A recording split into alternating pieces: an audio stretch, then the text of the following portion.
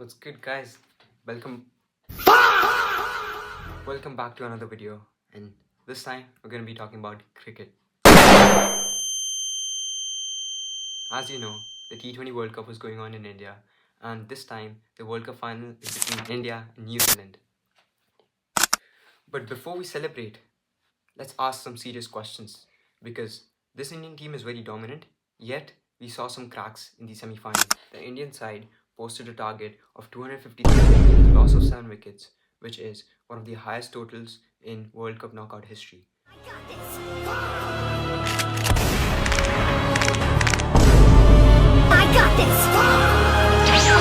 But England nearly chased it.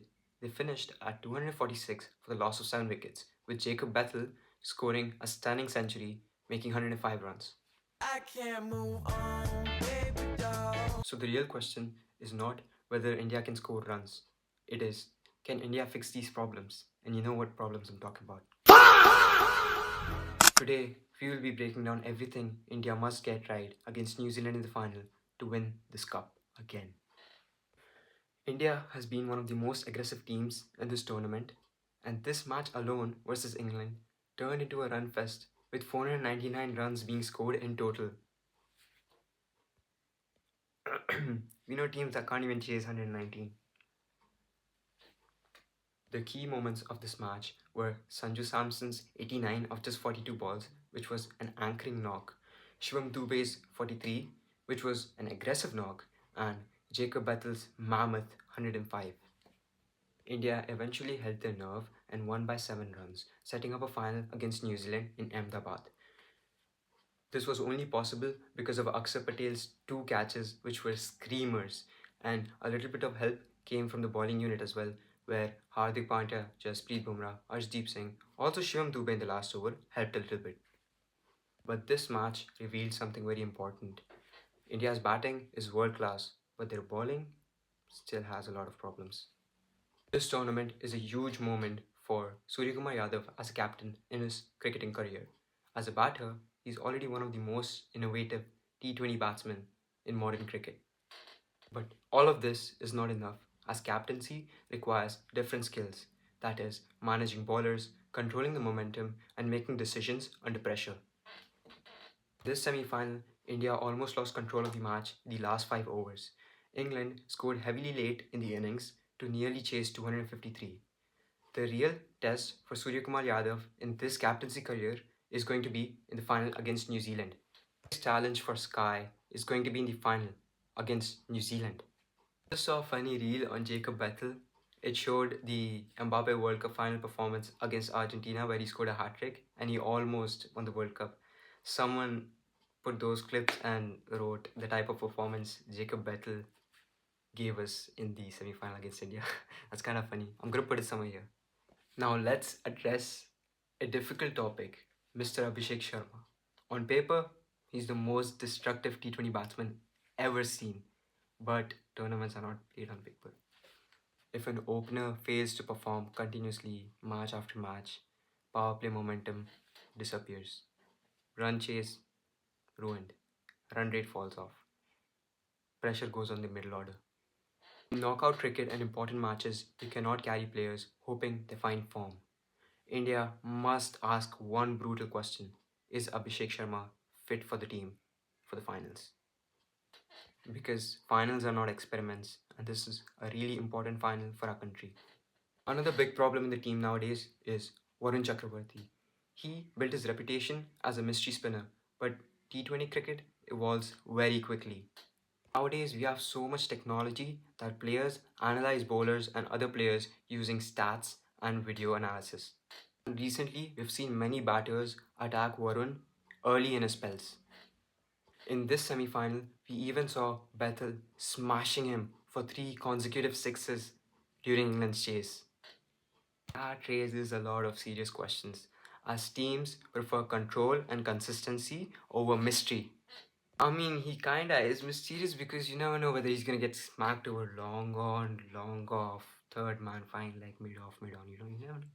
Final will be played at Narendra Modi Stadium in Ahmedabad, which is Gujarat Titans' home stadium, and also a very bad memory for all the Indian cricket fans.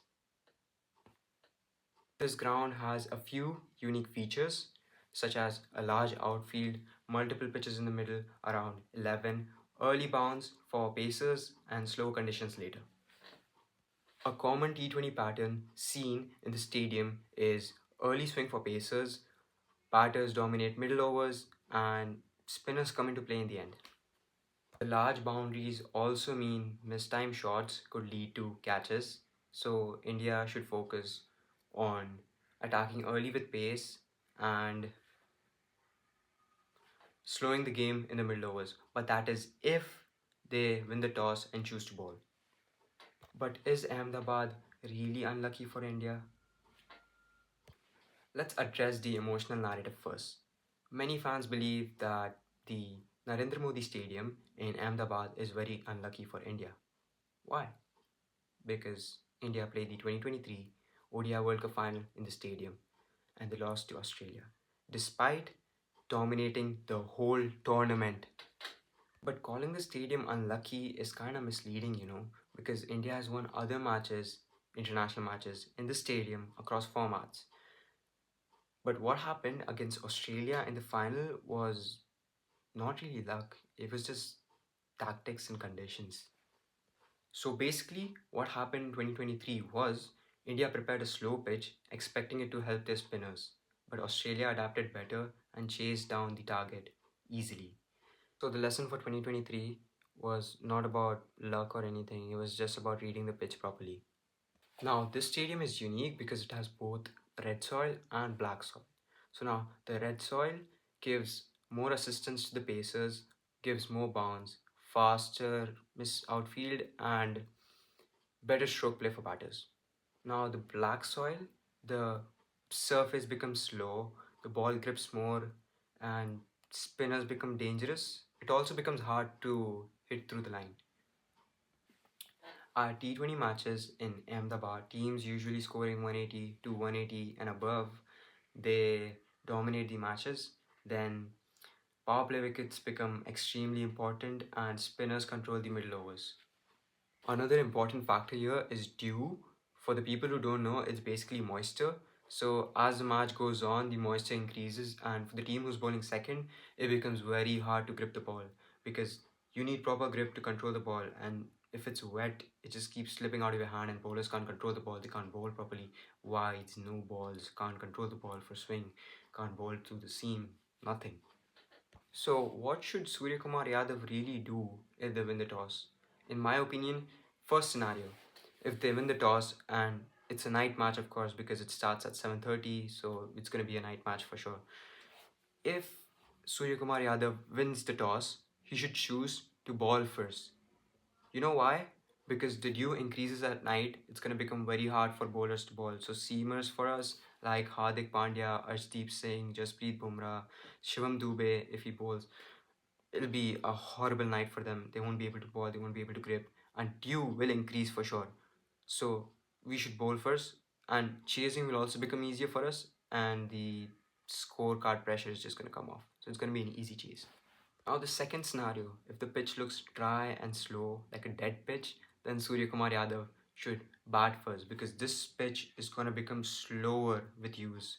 And spinners will be effective. We have pretty good spinners, so we can use them later on.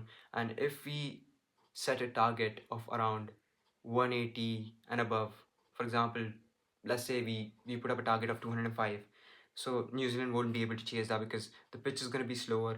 We'll use our spinners, and as the outfield is going to be dry, no easy runs for them. Scorecard pressure will be on them and they'll fold under pressure. Trust me. One big advice for Sky is going to be to read the pitch before the match. Is the pitch grassy? Is it green? Ball first. Is the pitch dry and dead? Bat first. If the pitch is expected to have dew later in the game, ball first. Captains who tend to read pitch conditions correctly before the match often win the match before the first ball is bowled. This is basically like saying catches win matches.